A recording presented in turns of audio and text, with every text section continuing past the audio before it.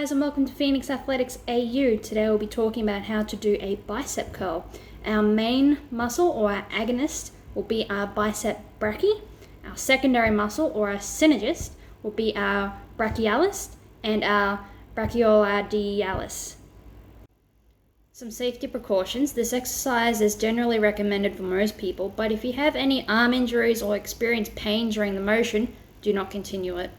You can expect to feel fatigue and even a burning sensation in your biceps after a few lifts. And this is the desire to get your muscles to strengthen and grow. However, do not force extra repetitions once you are unable to do the curls within a good form. Take a rest before doing the next set. Don't lift too heavy a weight to begin with and stop if you feel any pain.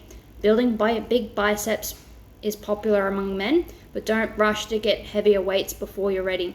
Injury to the elbow or wrist can occur, and that'll put your damper on your entire workout routine. Some benefits of the bicep curls.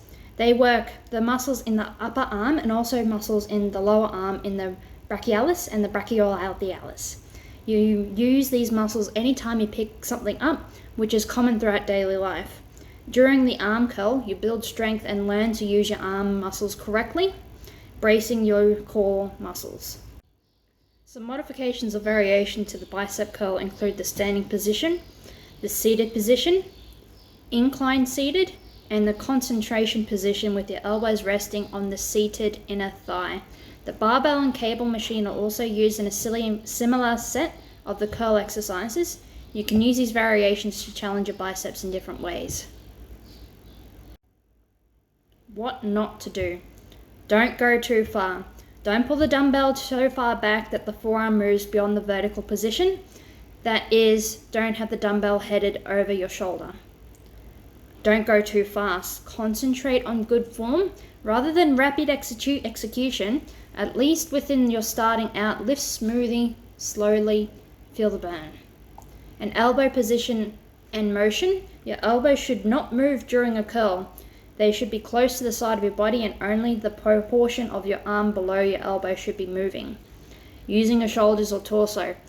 Don't recruit the shoulders and torso when you're doing a dumbbell curl, which can end up as a twisting, heavy, heaving motion. Concentrate on the arms and maintain the correct form.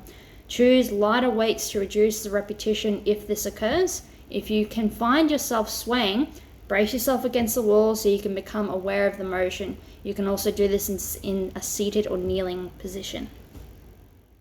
Thanks for watching this video, guys. Like and subscribe. Stay fearless. I'll see you around for next time.